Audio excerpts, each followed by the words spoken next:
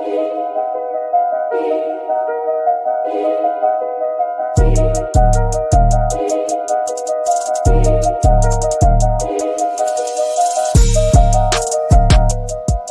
to the Smash Masters podcast, hosted by Stefan Eschi and Nick Priest. This is where we dig into the auto body collision repair field and talk quality repair methods and how the industry is always changing.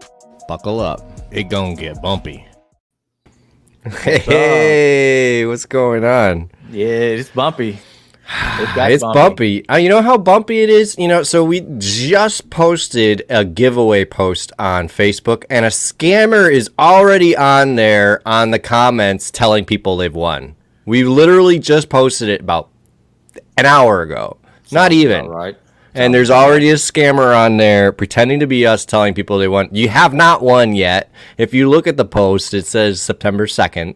And we'll be doing the drawing live, so... yeah, I got quite a few messages in the last few minutes. People going, is this real? Yeah, no, it's not real. Yeah, I just got a message from Vincent saying something happened like that. So yeah, we that's fine. We're sorry. Look forward to. So we'll get that straightened out. So don't worry about that, guys. But to talk about the giveaway itself, if you head to our any of our social medias. Hey, there's Alex. First again. If you go to any of our social medias, there's a link to our link tree, and then there's a link right to the post for the giveaway. The giveaway we're doing is a Cam Auto Smart Mini Lifter, which is my favorite lifter. Robo Lifter's great. Don't get me wrong. It really is. I use it daily. But that Smart Mini Lifter from Cam Auto is the bee's knees. And I thought I'd bring in a little bit of information on that. We got our friend Gene Fetty in a video showcasing the tool. So let's take a look at that. All right, next up, I want to talk to you about the brand new Smart Mini Lifter from Cam Auto. This, there's a lot of thought going into this, right? Of course, it is a mini lifter, right? It allows you to do your small pulls. The spring is covered. You've got over an inch of travel if you need it. It has a quick lock, so we can be under tension and then spin. Good morning, Clive. Locking nut down, and now that holds tension. Clive is on it. Right, so we can work crowns or work around that small dent. It's good, dude. Very nice and fast. These feet are on a mini bridge or a mini beam almost. Yeah, it is a bridge. These allow you to come in, right, and close all the way down around your tab. Of course, come out to the edge of the tab. This gives you a huge area. So now you're no longer forced into a larger beam. If you've got a slightly larger round or oval tab, now we've got, that's got to be close to 4 inches of reach around the center. Cliff? These yeah, feet you need one. Articulate around. Cliff, head to our Facebook and enter the giveaway. Yeah, you need one. And when the scammer tells you won, you didn't. We're picking the winner live September 2nd. Yep, don't worry about the scammer stuff. We'll figure that stuff out.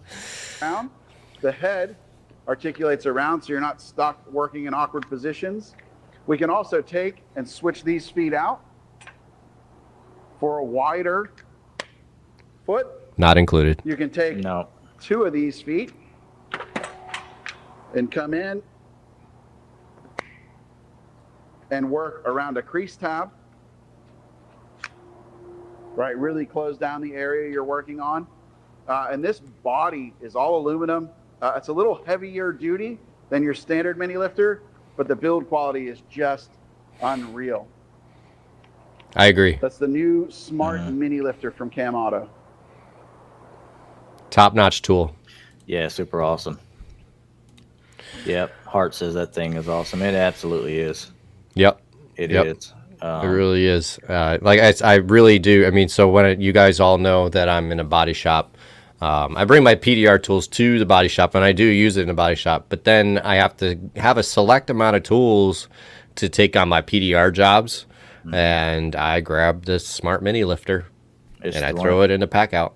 Yeah, it's one of the most versatile ones, all in one setup. Hart says, "What's up?" What's up, Hart? Good to see you. And Tyler needs a long tension bar for these doors he's fixing. Kiko sells the mother of all beams. I haven't used it. MOAB.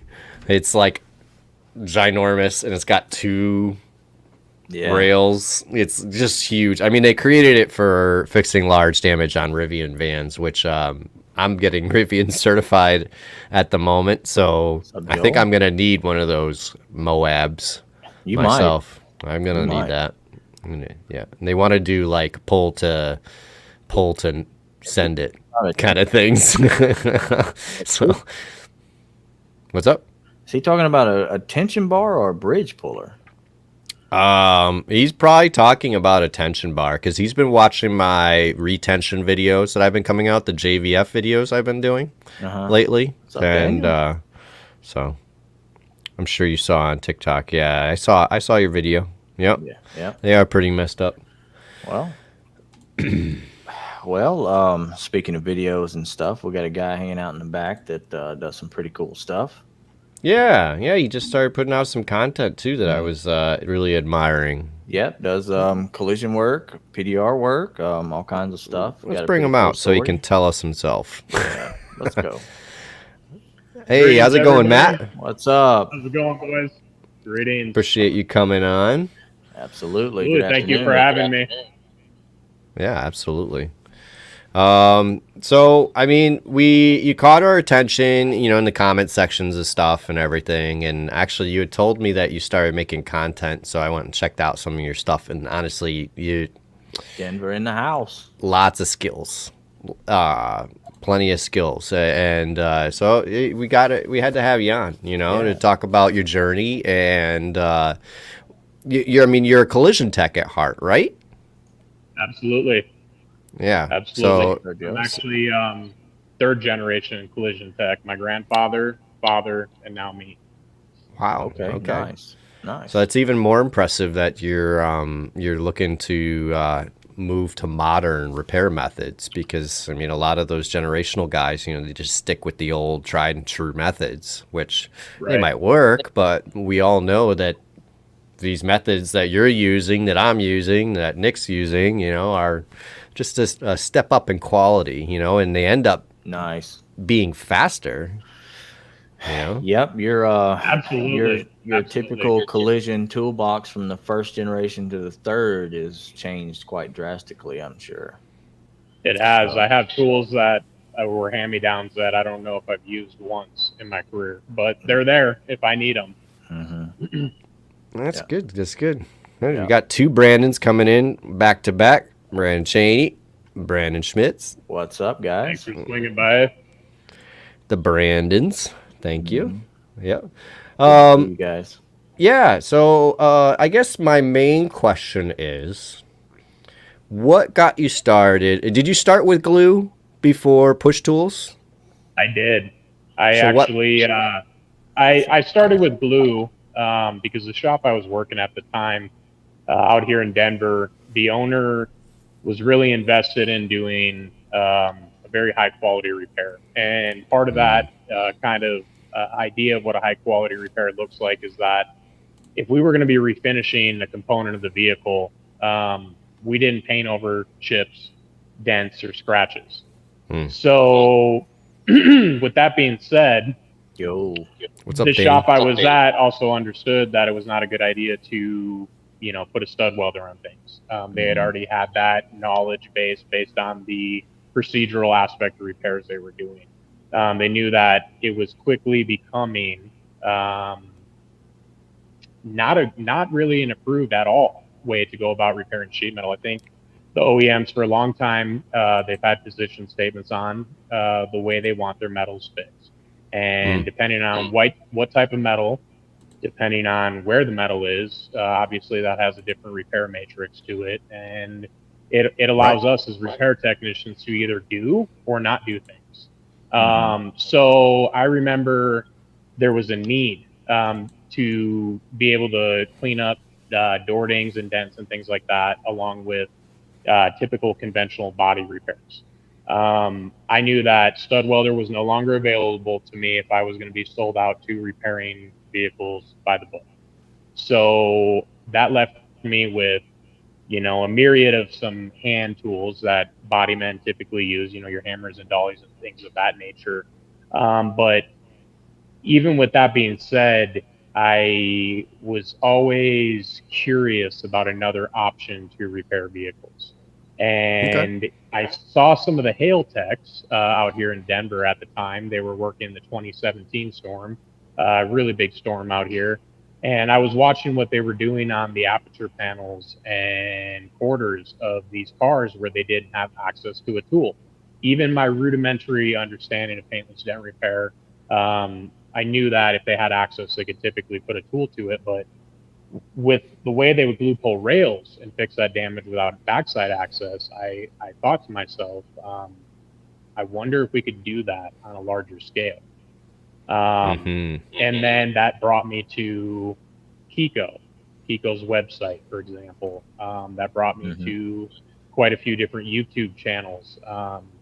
And at that point, I realized, okay, this is either going to work or not going to work. And it literally was a trial and error for me. I think I wasted more glue than I actually had stick in the beginning. We all did. Right. Yeah. But that's in a roundabout way is how I got into glue pulling vehicles. It was the understanding that the stud welder was going to kind of go by the wayside in the near future. And then also just kind of the environment that I was in. I had to figure out a way to give a high quality repair with some different methodology. And at that time, I didn't really know what that even looked like. But here I am, 2018. Now we're in 2024, kind of doing the same thing. And last 2 years is when I've really been working on picking up a tool and trying to finish things out with the tool. No problem, Sergio. Thanks for coming in. Sure, have a good one. I should say Matthew Moore over on Instagram says, "What's up, dudes? What's up? What's up, Matt? What's going on?" Background, yeah, being in a shop, absolutely. He's got a nice background. He does. Lots of good, cool stuff back there. So Yeah. that's awesome. Absolutely. Yep. It's my laboratory. That's nice that you get to your own corner to set that stuff up. I'm kind of a little bit mobile in my shop, so I have to keep things kind of, they moving around. So Right. But toolboxes have wheels, so Toolboxes have wheels, and fortunately, go ahead. I was gonna say what is one, like, you have a lot of PDR tools, obviously, but Right. what was one of the first ones that you bought that you started using? So the first one I actually started using wasn't one that I bought. I found in my career as a collision tech out here in Denver, paintless dent repair technicians are incredibly generous. That's just they are my everywhere, experience. honestly. Right. I mean, I remember feeling like I was being rewarded for annoying them and asking them questions while they were trying to do what they were doing. But to answer your question, I got a handful of Kiko ice tabs, older generation, some Atlas tabs, and the Black Flag greens were kind of the hot ticket for me at that time. Those were the first things that I used. And then the technician that I was working with, he had attempted to do some glue pulling in the past and kind of put it to the side. So he had a slide hammer I was able to use. And I made that work with a kind of half functioning hand-me-down Drew's Tools LED light. Oh, cool. Yeah, I think Nice. I only think like I mean, it was definitely like 15 years old for sure, but I made it work. It kind of taught me how to read the fog to a degree.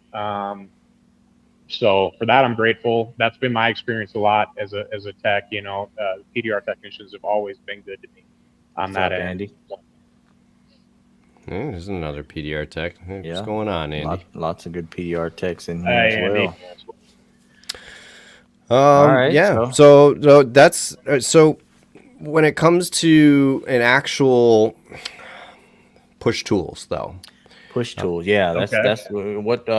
Glue pulling, yeah, you got some of the old glue pulling tabs, old style. A lot of that stuff was, kind of trial and error back then. But you grab Right. you get a first actual dent tool in your hand. Which one was that? I Sorry, believe I'm it just was. laughing at Andy. Oh, go ahead. I believe it Andy was a says he's not a third. good one. He's definitely a good PDR tech. Jeez. That's another thing about PDR techs. They're far more humble than the average collision tech I found. Yeah. They don't give Yeah. themselves enough credit for the art that they totally do. Yeah. But as far as push rods, I believe it was like a 36-inch ultra interchangeable tip. There it Okay. is. All right. There it is. So we on this show all the time for collision repair, we recommend people getting a double bend 36-inch Interchangeable tip. interchangeable tip of some Yep. sort. Absolutely. Whether it be dent craft or ultra dent tools. But yeah, that's just another It's a go-to. confirmation. I know why we say that. I know that as a body tech, if I was going to tell anybody what they should look into as far as their first push rods, I would definitely look into getting an interchangeable set. Just like Nick said, with a double bend on it. 36 is probably the most common I use, but I run all the way up to 52, and I think I have some oversized ones as well. But that 36 to 42 range has kind of been my money, but it never hurts in a body shop, especially with an interchangeable rod, do have quite a few on hand because you never know what type of leverage situations you're going to be in. Yeah, for sure. Yeah, absolutely. You can build up to one, to this one or that one or whatever your shop kind of brings in. But kind of the medium, the sweet spot for collision to start out in, I think is 36-inch. From what I've gathered, from what I've heard from a lot of other people, if somebody's looking to start using dent tool methods in a shop, I would definitely recommend a 36.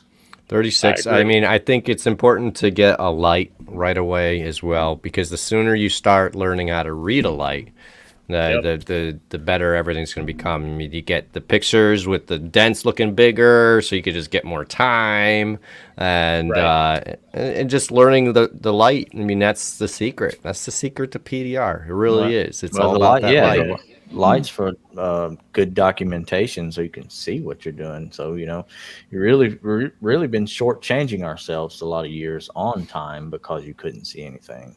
Yep. I mean, how many times have you guys as technicians, you have your estimator out there, your file handler, they're asking repair times, and I know for me, I can say now, earlier in my career, I'd look at something and I would give it an honest judgment, but now having knowledge that I do, and especially utilizing a light like you guys are talking about, I look at a lot of things that I would call out for X amount of repair hours. And now that I see the entirety of that damage, I totally shortchange myself 100%. So having that light is probably, in my opinion, even more crucial than getting a rod, because you cannot fix what you can't see, right? Right there. I love it. I love it. So what do you have any favorite lights? Any favorite light brands? I don't have a favorite light brand, but what I run as a body tech, I don't know if we can see over here. I run two 36-inch lights. I have the Pro PDR solution, Chubby HD, with a 3D lens on it. When I first started doing push work, I decided that I wanted to kind of utilize that line structure along with the fog. I've later kind of tossed that out. I still utilize the lines for a little bit of finish work, but I would say my go-to light right now is this D&E. I like the fade on it. It's a little bit, in my opinion, it's a little bit softer fade than the Pro PDR, but having both of them in my arsenal kind of affords me a different view. So depending on what type of repair I'm doing, as you guys know, or where you're at, a lot of times I'll run two lights. So that way I don't find myself running into that endless cross-check game. I'm watching the damage turn, and I'm keeping my head turning as I'm going and things like that. So being able to have two different lights on hand, definitely a good thing. I agree. I agree. Yeah. That's a good way to have it. Two lights are really good. Now, I agree. I do use my mini light a lot. I don't know if you guys use that as well. I like to use it, especially on big old stretch stuff, so I can see the belly of that dent better. Mm-hmm. And then once I get it up, to an appropriate level, then I can kick it off and put on a Yeah, bigger light. start kind of fading back Correct. a little bit. Yeah, Absolutely. I've got the Pro PDR pocket light, and I've got a Luminant 20-inch. I think it's a V3 maybe Mm-hmm. light that I use a lot for, smaller stuff, and then for bigger stuff, I just bring out the big light. The Yep. inspection Sorry. light was a game changer for sure. I love that thing. I keep it on my tool cart. That way, if I'm just doing a small ding in a blend panel or something like that, I don't have to roll things across the shop. It's just right there and good to go. Yeah, we're talking about all this stuff being new to a lot of techs. Dylan, he's a new to kind of PDR methods, glue pulling, and all that stuff. He just got him a little small a Luminant light, and from what I can see, he's been using that thing and loving it pretty well. So I use the heck out of mine. I have the 14-inch V2, and I love it. Yeah, I just got my 14-inch V3, and Nice. I that's what I take on my PDR jobs now. And actually, I'll tell you, this last PDR job, it was the first time I felt comfortable just taking that light, because the only mobile light I had before was a Stucky, and there's something about proprietary batteries that I just have this mental block against. I just really don't like that. I already bought all these batteries. I want to use those, so I really appreciate the Luminant a use of DeWalt batteries, because that's what I have a plethora of, and all my glue guns use them already, so I only want to carry those. So I finally felt comfortable taking just the mobile light, and it is so much nicer. I drive a Mini Cooper. Taking a stand light around on a mobile PDR job is just not easy. So, No. Even if you didn't have just a Mini Cooper. So. Yeah, no, that's not an easy feat. You got to take the never looses loose and take apart the stands. It's a mess. So totally understand that. It is. But yeah. I want to also touch on Andy says PDR guys are all sight, where body guys are all feel, and I will say that's true. You can see a lot more than you can feel, though. And what I will say is, when I was learning how to read the light, the fact that I could already feel something helped me learn what the light looked like when it's just a gradual high. I felt it, and I feel it's a high, so it's like, okay, so that's what that looks like, and then that's it helped me learn. I'm only guessing way faster than somebody who doesn't have the body knowledge. So yeah. So the benefit for us is, we can rely on both. I think we as body men are trained just by nature because of the way things have always been done, right? You have a dent. For the most part, in most shops, most guys are going to grind it back, and they're going to get out the Spitznagel, and they're going to start working it. And at that point, now they only have their touch. When we're utilizing as body techs nowadays, we have that sense of touch. We're trained to feel things, highs and lows. But now, on top of that, we also have the lighting, the fog, to show us where the metal really is at. I think that's a strength for body guys for sure. Yeah, for sure. Especially, when I'm doing a push to paint or a pull to paint, having the knowledge of what's truly going to feather back, what truly is going to block out without having to use filler or anything like that. I know that working with some PDR guys in the past, they've asked me, like, how do you know when it's truly ready to sand? And I think that just comes with that knowledge of the feathering of things, right? We got our clear, we have our base, we have our sealer, we have our E-coat, and then our bare metal. And obviously, on a small level, that adds a little bit of depth, a little bit of height to that panel. And what we may see in the light, we may not feel. Right. Yep. No, you're absolutely right. I mean, I could see a lot more with a light than I can with my hands, and so actually that was a mental block for me personally, being in the body shop, and I think some other body guys deal with that too, where you set up the light and you're looking at the dent, and so you start glue pulling, and you're glue pulling the lows and glue pulling the lows, and before you know it, you spent a lot of time trying to get this thing flat. Whereas we're in the body shop and we're going to use filler. You know, you could have started filler a while ago. You know, you're just kind of wasting time at this point. So you got to find that point where you need to stop. It's time for a skim coat, even though it looks like this. Feel it with your hand, and it's like, well, that feels better than anything I've ever mudded before. It's like, exactly. You gotta get to that. You gotta recognize that spot where it's time to move on from the metal moving and sand it down. And so that's a great point to make. I like that you brought that up. That's Do you guys think that it's easier, faster for a body man or a painter to master PDR? I think he means both a body man and painter, rather than somebody who doesn't do either of those things. And yes, I would absolutely say yes, it is, than to have somebody with zero knowledge. I mean, we understand metal flow, and body guys, you know, we've been tackling large damage for a long time, whereas PDR guys start with tiny damage and they work themselves up to larger damage. Maybe some of them never do, you know. Some of them just stay with the smaller stuff. Right. Yeah. So for me, to answer that question, I started on the refinish end of the industry, even though my dad and grandfather were body techs.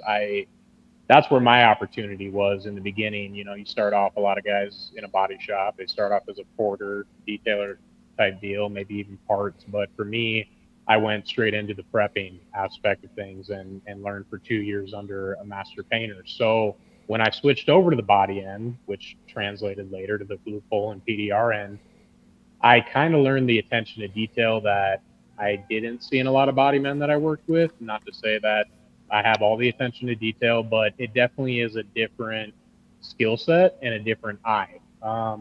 You know, for me, my personal opinion, most painters I've worked with know how to get something straighter than a body man. And a lot of that, it has to do with the follow through and understanding, you know, a majority of body men I've worked with, they will run glaze right up over paint, and they don't understand that they're adding a high to something that was already high. And we all know the outcome of that, but for the PDR friends and things like that are tuning into the podcast, you know, that causes shrinkage, that causes a lot of different issues. And most body guys I worked with, they were God's gift to something in any way, and they really didn't have a lot of that receptiveness to understand that it requires that finesse and that refinement to do a truly high quality job from start to finish. So for me, I think that it would be easier for a painter to learn PDR than a body man, especially because body men, at least speaking even for myself early on, I wanted to see metal move fast. And the downside of that was, unbeknownst to me, was that the faster I did something was probably the wronger I did something. The cleaner I start something, it's probably the cleaner I'm going to finish it. You know what I'm saying? Yeah. And that took me a long time to put that together. Yeah, that's a good point. That is a good point. And, you know, to kind of follow up through some of that, body guys, including myself, we have big hammers and, you know, big striking tools and stuff. And you have to, you know, kind of scale all that stuff down and realize that, you know, you don't have to beat the panel to death. or you know, if you got like files, you know, you're constantly, you know how you file slap stuff down, you Absolutely. know, you that's where I also would agree that a painter, you know, he's being delicate with it. He's not you know, he's not gonna beat beat the crap out of a panel that he's about to prep to paint. You know, he's gonna be as finesse with it as possible. So, well, what do they say? You know, painting a car, and 90% of it's prep, at least in my opinion. I mean, that last 10%, obviously that's where a lot of the art is and not a lot of that application is. But, you know, if you start with something kind of cruddy, you're going to finish with something cruddy. And being that painter mentality is that they understand that every action that they have has a reaction. Yeah, and if you're a combo man, a body man, and a painter, well, those guys can kind of get a more understanding of that. But if you're just a body guy, I think it's tougher to kind of have some of that finesse, realizing I don't need all these, big hammers in order to move some really big metal, Right. So that's from what I've seen, body guys. I think some of that's tough to get people to understand. It is.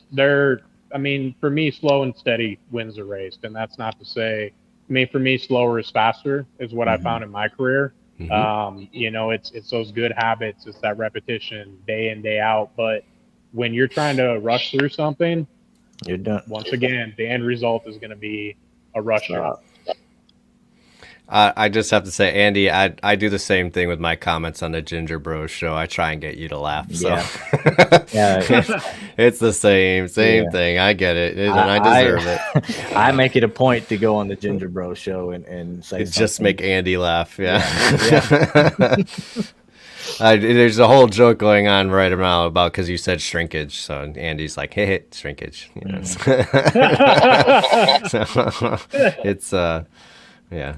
That's funny. Yeah, it's funny. I'm glad you guys are having fun in the comments section. Right. Absolutely. That's awesome. Yeah. Well, all right. So, so Matt said he gets asked a lot in the Kiko training. Okay. So that's why that comes up. Okay. Yeah, no, I can see that. Finesse was a hard thing to learn for me too. I think David liked to tell me, slow is smooth, smooth is fast, and I know that's something that applies to many different things, not just PDR. Yeah. But I mean, it's very true. Cliches are cliches for a reason, right? Yeah. I used to hear it for racing, and it's very true. Because slow and smooth in and out of the corners will actually make you faster when it comes to racing. So it's slow is smooth, smooth is fast, and it's something that I'm still telling myself regularly when I'm doing PDR, especially out in the wholesale lots. It's like when all you want to do is just crank it out, But no, stop. Slow is smooth. You got to really practice that. So I can see that, and whereas a painter might have some more finesse to their touch, they got them soft fingers. So. Like Clive says, sometimes it's hard to remove the cavemen. Body men love them big hammers, and they do.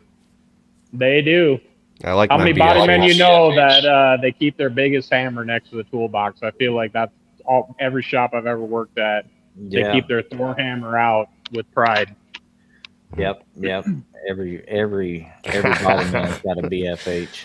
I knew some painter was going to comment, but Hart's right. Yeah, ask the metal move, not tell it. I like that. That's a good way to look at it. That's a great way of putting it. I like to. Somebody said the PDR is all about relieving tension. Soft fingers. Yeah, you got them soft fingers, Janelle. It's definitely, for me, PDR is a game of relieving pressures. It's competing pressures, whether it be high or low. Right. And as you know, the repair back and forth. Yeah. So. Yeah, that's the hammer I've been talking about. That one. Yeah. We all have that one that doesn't fit in the drawer. Well, Chad said he never had it. He said the biggest he had was maybe a 3-pound. Oh, you missed out. You know how many rear body panels I beat out with my BFH? Like, pull time. Yeah, give me the pull time. And then bang, bang, bang. I can get that out. But yeah, I haven't done that in a long time. I have I've kind of been hired to repair panels that are on back order and are just, everybody else looks at them and goes, that's a replace, and I look over and I'm like, I can fix that. Not only that, I'm going to use glue Yeah. for the whole thing. And my boss loves that stuff. So it's been really cool to really hone in those skills. I had a roof on a cross trek recently. I saw that. That was some crazy damage. Yeah, it was. Did it get rear-ended in the lift gate? It looked like it buckled the back of the trough into the roof panel. The gate was open and they backed out of the garage, so the gate went into the roof. So it was messed up. And when I put the new gate on, luckily for some reason where the hinges were all fine. Yeah, I mean, I changed the hinges. Nice. The hinges were no good, but the mount area was all fine. So I mounted the new gate, and the roof was like a 1/4 inch lower. I got to keep my train of thought and not read these comments. But the roof was like a 1/4 inch lower than the gate, and so I did some hinge pull tabs up with the K beam, and I saw you were using the extended legs as well on that. Those are awesome. Yeah, I had a block of wood out there with the slapper tappers for extra protection on the roof. Yeah, I put some major power on there, and it didn't create any damage. I mean, I had that slapper. That was something I caught from one of Danny Hacker's videos. So it's the other reason why I'm always cruising these videos. You never know what you're going to learn just by scrolling past somebody's repair. No, there's always somebody doing something really cool out here that you can learn from. So absolutely. Tap and slap. Oh my goodness. Yeah. Save some of the bedsides with a big hammer. Oh yeah. Wood. That's one of my favorite things to start out with. You know, if you get the access. But right. Yeah. Right. Yeah. Yeah. Chad is really strong. Yeah. He doesn't need a big hammer. I guess that must be it. Yeah. I guess that must be it. Right. Yeah. No, it's that also. I mean, so I've got one of your videos here, if you don't mind me sharing. Oh, of course. Go ahead. Well, I mean, it's a collection of photos. Okay.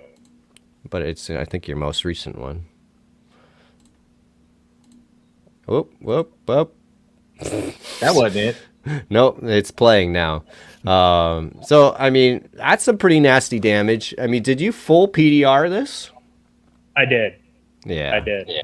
That one was a actual push to paint. Push to primer, actually, is what I would call it. Okay. That is probably, I've done a handful of repairs to that level as of late, but that's one that I did make sure to take the time and document. When that car got pulled into my bay, of course it was lowballed like just about any repair time, right? But I knew, being that the hem flange wasn't compromised, and I knew that those cars have pretty good access, I determined that would be a really good repair candidate. And I've been finding myself more and more as of late really taking on those challenges, as I'm sure you guys are doing as well. Yeah. Just to be able to test to see where our abilities lie and how far we can take it. Mm-hmm. Yeah, absolutely. Yeah, that's an awesome repair. Yeah, it came out great. Yeah. So I was impressed. That's actually what grabbed my attention and made me want to get you on the show. I didn't know I'd be having you on so soon, which is great. I appreciate that you were available. We asked you last minute here. Yeah, but, it worked out great. I was cutting out a rear body on Saturday, trying to get ahead of this upcoming week. And when you messaged me that, I was thrilled. Thought it would be awesome opportunity. So awesome. No, I'm glad you came on.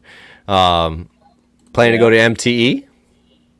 I am. I think I'm going to do Orlando this year. I was invited last year by a handful of buddies of mine. I wasn't able to, but this year I'm making it a point to be at MTE. Awesome. Yeah, you've done a good job, Clive. You're gonna love it. Yeah, you will. I'm very excited. Very excited for it. I went to 3 trade shows last year. SEMA. I went to Northeast Trade Show. I went to MTE, and by far MTE was most fun, most fulfilling. I wanted it to go another day, instead of one less day, which is the other ones, honestly. Yeah, MTE was really good. Yeah, so I'm glad you're going. The Orlando spot is gorgeous, just absolutely gorgeous. That the Gaylords there? Yeah. Yeah, that's what I hear. Hart's coming too. Good. Are you It'll going, be a Hart? good time. That'll be fun if you go. That'll be awesome. Yeah, Okay. I would recommend going to that show if you didn't go to any other ones. Yeah. That one is good. Yeah, we went, hung out with Daniel down there. We had a good time. Oh, he's saying he would like to go. Oh no, Hart, you're going now. We already committed. Make it happen. Make it happen. We said it on the internet, so it's got to be true. We've already manifested it. Yeah, exactly. Yeah. No. He says no. Have you ever gotten a chance to go to SEMA? I have not. That's another thing I'm going to be making sure to do this year. My boss and a handful of guys at the shop are going to go. Oh, really? Oh, nice. Yeah. Very cool. I mean, Nick and I will be in there. We're arriving on Tuesday and leaving on Saturday. Okay. So we're gonna spend a lot of time in a Cam Auto booth doing some glue pull demos and stuff. But we'll get our chance to walk around as well. Yeah. We'll touch base. We'll catch up. Yeah, I mean, just come by the Cam Auto booth. I mean, we'll make sure to post when we're gonna be there, so people who really want to meet up, will be there, and so awesome. That'll be a lot of fun. Yeah, I'd love to see you there. SEMA is a trip. I went last year, and I went there to network, and I did zero networking because there's just so much to see.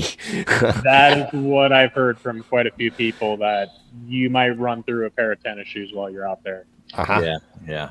Absolutely. Wear comfortable shoes for sure. Yeah, it's that was one thing that was told to me by many people before I went. And I think I might just buy some shoes just to wear and ruin at SEMA. Yeah, wear brand new shoes to SEMA. Yeah, just to wear them out at SEMA. Even though I heard someone tell you not to do that. Well, live dangerously, right?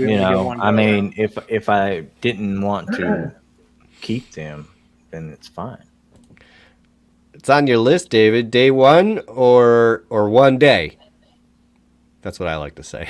Yeah. It doesn't really apply to SEMA, but but still. Janelle says no. Yeah. No.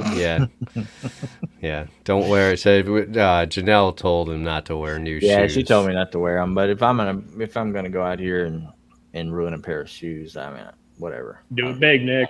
Do it big. Right. Yeah. Yeah. Absolutely. Yeah.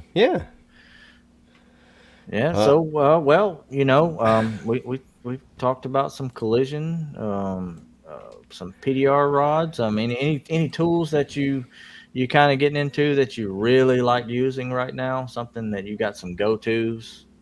So, or you just, for me right now, I have quite a few different tool companies on my tool cart. But right now, I don't know if everybody can see here. Oh, yeah. Right now, I'm utilizing a lot of Excalibur. I'm a big fan of the Sharp Tip. These are some new brace tools, upper door brace tools I just got in the set here. That's because it was Adidas. I would say probably my go-to as of late, though, is the Executioner series by Dent Reaper and Excalibur joint venture. These are an incredibly versatile tool for sure. It has that sickle shape to it for some nice soft pushing, and then it's got that classic Excalibur, sharp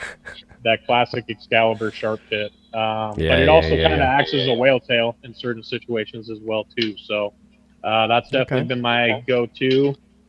I just got, sorry guys, I'm going to be putting these up on a wall here soon. I just got the Executioner arched in. These are more for hail, brace work. But in Denver, we get a lot of hail. So there's going to be a lot of hail that's being pushed with these. So definitely a nice design by Dent Reaper and Excalibur. Mm-hmm. That's a nice tool set. I'm gonna have to pick that up. I mean, it is nice. to get me to buy a tool, all you got to do is have somebody who has used the tool, likes the tool, tells me about it, and hell, shit, now I need it. He likes it. He likes it. Well, I remember, so last year after hail season, I made a big tool purchase through A1 and some other vendors. And when I looked at the executioner set, I wasn't quite sure if it was going to have a day-to-day usage for me. I thought, just kind of looking at the design of it, maybe it was more of a niche tool, kind of a grab it once every so often. But I find myself personally grabbing that whenever I can, whenever the application calls for it. But I utilize a lot of the Excalibur picks as well. I don't know if you guys have had a chance to see the design on these. Seen them, haven't used them. Mm-hmm. So they are incredibly ergonomic, probably the most ergonomic tools I have, just because this handle design here allows you to just kind of naturally push using your elbow versus twisting or bending in kind of an unnatural position. So, this is obviously not the greatest example. I grabbed the shorter one here for the video, but when you're in a quarter panel, being a body guy, we're pushing some stuff down in a dog leg area or maybe out in the open face of a quarter, for example. Mm-hmm. Being able to, leverage in a natural motion, it will keep you pushing in that spot a lot longer before you're feeling fatigued. Yeah. And need to pull off.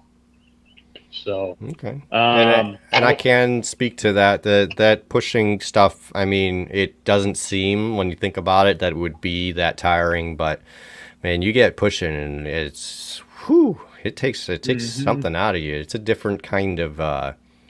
You got to acclimate to it. Yeah, absolutely. You definitely want to be in a comfortable position. You don't want to find yourself in awkward spots and then trying to like push through that, because that's just going to leave you messed up, the next day. And the more tools and options you have, the better chance that you're not going to be in a messed up position. Yeah. Exactly. And I know, speaking as a body guy, you guys are body guys, we do have a shelf life, and dent guys have a shelf life as well. But I do know that I don't know a whole lot of really old body guys. Most of them got out of it because they were forced to get out of it, just because of how hard it is on the wear and tear of the body. So whenever I find something that's going to, even in a small way, eliminate that wear and tear, that's an investment on me and my career. 100%. 100%. You got to take care of your body. I mean, somebody answered, it was Steven Arena from Auto Body Clinic, where he does a lot of podcasts type videos, and where he just answers a question. And one of the questions was, what do you think is the most important tool available to a body tech? And he thinks it's your body, and he's 100% correct. And so without the body, I mean, none of the other tools are useful. You got to take care of yourself. You got to take care of your body. And I've always felt like spending a little extra money on something that's going to make me able to do my job longer in life, or at least less painful, is 100% worth it. Money well spent. Yeah, I mean, the price of those tools is relatively small compared to a hospital injury. I mean, they really are. Seriously. Absolutely. Yeah. Absolutely. That's a great way to think about it. I mean, it really is. And like using those sickle tools, I mean, obviously they've worked really well for you in the collision world. So, I mean, who knows? I mean, somebody else that might be doing collision work, shameless plug, pretty much any dent reaper tool that I found with that sickle shape to it, whether it be the angel rods, the reaper rods, or these executioners, they really are versatile for the collision industry, because we are generally moving a large amount of metal, and we want to move it as cleanly as possible. So being able to do those softer pushes, but also finish everything out with that sharp tip, is definitely a benefit. Nice. Janelle won the Peel Wheel package giveaway and just got home. She just got it, so that's awesome. Congratulations. Awesome. That is a good little pack that he gave away. Alex is over there talking about brains and eating brains, and we're just gonna leave you to that, Alex. I don't know, but yeah, It never hurts to keep a gym membership, or at least your body in good shape either. So, I would say that's a must. yeah, that's another must. I mean, keeping in good shape. I mean, keeping tools that allow you to stay in good shape without injuring yourself is a must. It's paramount for sure. Yeah. So the first company to ever, I should say company and or person to ever send me like just like a buttload of stuff, because of my social medias or whatever. You did, or Daniel. You did. it was Mr. John Vidine, and he sent me a handle and one of his Reaper rods. And it's the sickle shape, and it's fairly sharp. Right. My first PDR dent ever that I finished PDR, I ended up at the end with that little pit, and I didn't really know much about resetting the dent, but Right. I was able to get. I did, I didn't want to make it so big. I mean, that was my mindset at that time.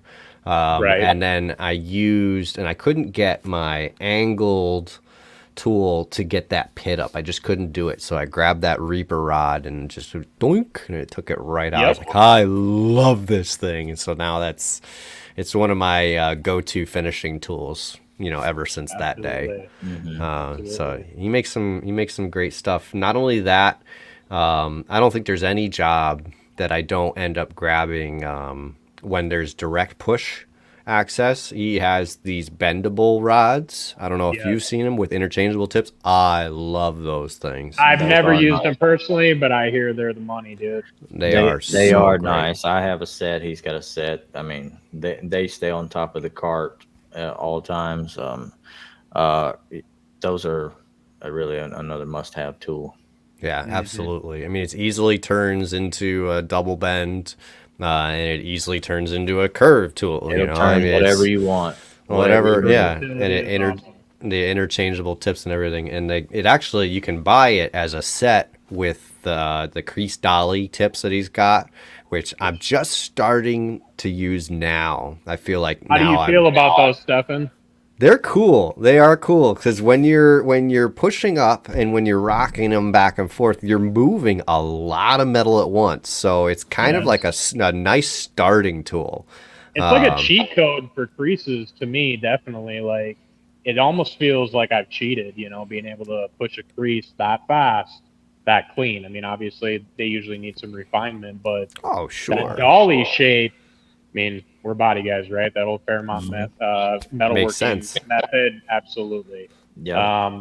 What a versatile tool. I'm glad you touched on that, Stefan, because that is something I forgot about that I'd like to touch on. Those are awesome, and I probably use them at least once or twice a week. Okay, more than me then. I mean, Yeah. I like I said, I'm just starting to basically use them. I didn't really know how to use them before, but I did a little bit of research, and I'm like, okay, Right. next time I hit something like that, I'm gonna try them, and Yep. they've been great. They really have. I can highly suggest that. And another part of that kit was the toe hitch bending tool, so it just makes bending the tool super easy to have that Another around. smart idea by John for sure. Yeah. Yeah. I I don't have the full set of those dolly crease killers, but the one I do have, I mean, anytime I get a chance to use it, it's going. That's Why one of not, those right? two. Yeah.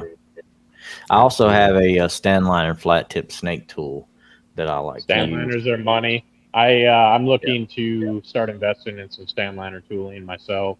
I Stand had the liners, chance to nice. use a fishtail last summer, and that was, if I had it on my cart right now, somebody gave it to me to borrow to see if I liked it. But I would use that tool anytime I could, just because of Mhm. the clean pushing a stand liner tool provides, especially a snake.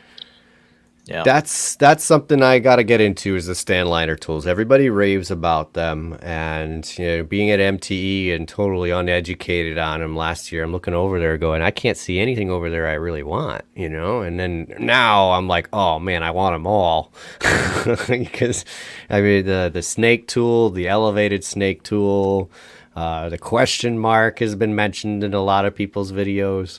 So yeah, I gotta start looking into the stand liner. Plus, they just opened up the store in Niagara Falls, and that's only that's a a few no-brainer for hours you. north. Yeah, it's only a few hours north from me. Absolutely. So I gotta get up there. You got to catch those tools when they're in stock, though, man, because a lot of them stay out of stock. They're hard to yeah. find to get your It is hands good on stuff. for sure. Yeah, you It can is. tell which ones are the most popular because they'll be out of stock. Mm-hmm. And I mean, you could pick any tool on there really and come out with a good tool. Yeah, absolutely. Mm-hmm. Do you have door lords? Do you use door lords at all? So I don't utilize door lords. My door set would be the Dent Reaper once again. Okay. I have the baby blues, and I'm probably getting the name wrong, so I apologize, John. Yeah. I have the Red Reapers and the OG Reapers, both in the blade style, which I believe he calls his Angel style, and then also the Reaper sharp tip. So depending on what I'm doing, I can either go blade or go sharp, but that's what I utilize for doors. Okay. All right. I mean, I have the sharp set. I was lucky enough to actually win them through an Anson giveaway post. Yeah, that was awesome. I love them. Absolutely love them. And the larger kick on them and everything.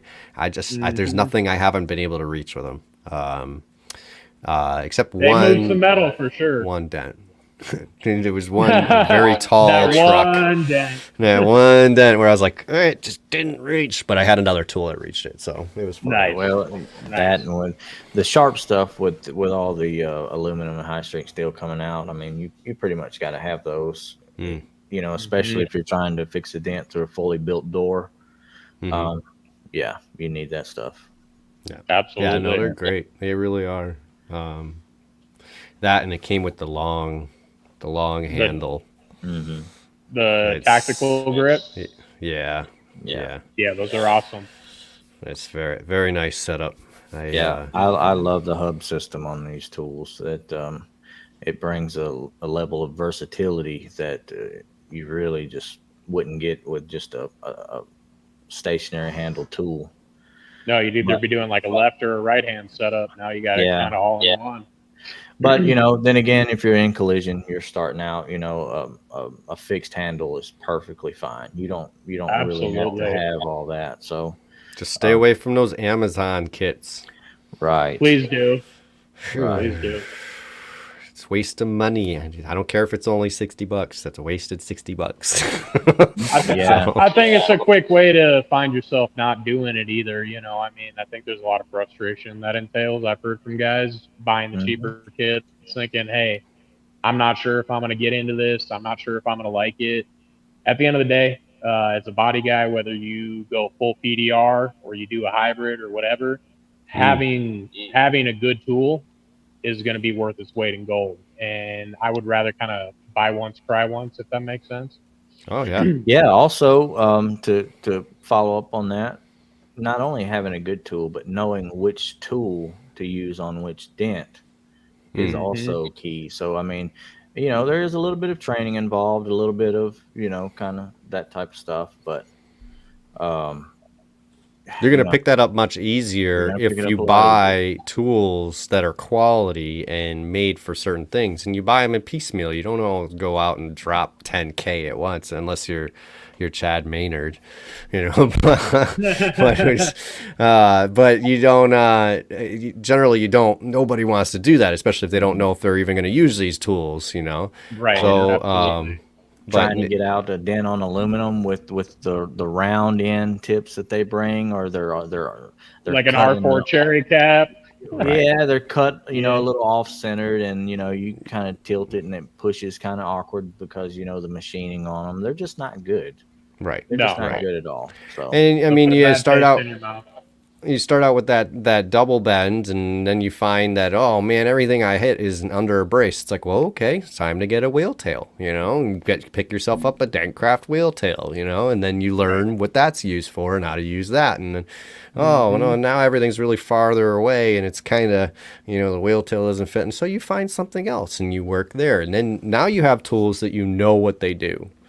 Instead of a bag of tools that you're like, I don't know what all these do. This is confusing. These don't really work. I'm giving up. And that's what I see over and over again. And that's why I stress to stay away from those Amazon kits. Yeah, right. And like Matt was saying, 36-inch screw-on tip tool, and then some of those sickle rods, to use to kind of take the place of a whale tail, like a multi-purpose tool.